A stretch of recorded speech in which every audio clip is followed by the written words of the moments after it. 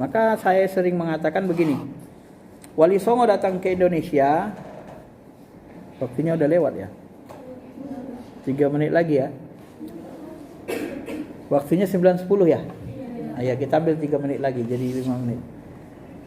Wali Songo datang ke Indonesia, itu kan budaya Jawa, perwayangan macam-macam.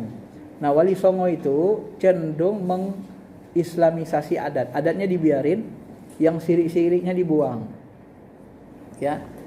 Akibatnya Wali Songo ini tidak perang sama masyarakat. Kenapa? Karena memasuki masyarakat lewat adat istiadat, menghargai ya. Jadi terjadi integrasi antara adat dengan agama. Jadi islamisasi adat namanya. Nah, ketika sebahagian ulama belajar ke Mekah, waktu itu Mekah sudah dikuasai, mulai dikuasai Wahabi, maka mereka pulanglah ke Padang.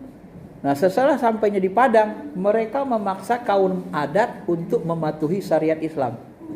Maka karena dipaksa kaum adat mematuhi syariat Islam, kaum adat tidak mau, maka terjadilah namanya perang Padri.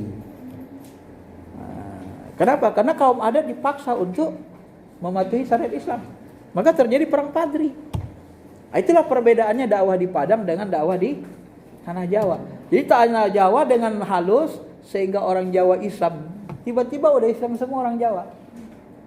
Nah, di Padang harus dengan, karena lebih keras dia pengaruh Wahabi, harus dengan pertumpahan darah, terjadi perang Padri. Nah, itulah akibatnya. Maka karakter orang Padang, keislamannya beda dengan karakter orang Jawa.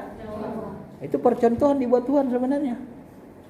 Kita mau yang mana? Mendakwahkan Islam. Mau model Wali Songo, lemah lembut, tiba-tiba orang Islam semua, atau mau tegas-tegas saja, kayak model ulama yang Padang tadi, tapi terjadi perang.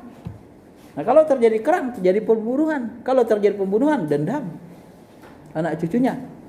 Nah kalau Nabi, ya ketika dilempari di negeri Taif, kota Taif, berdarah, apa beliau katakan? Ya Allah, ampunilah mereka.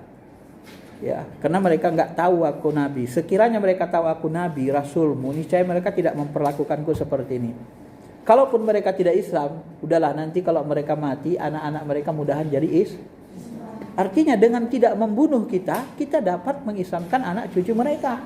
Tapi kalau kita bunuh perangi tadi, anak cucunya enggak ada lagi. Bagusan mana? Ini berpikir logis ya, berpikir logis dan panjang. Maka mendakwahkan Islam itu ternyata kalau kita lihat perbuatan Nabi, ya lebih cocok ke tanah Jawa ya kan? Kalau kita lihat akhlak Nabi. Saya memahami begitu ya. Nah, maka urut ini adat ini nanti jadi perdebatan.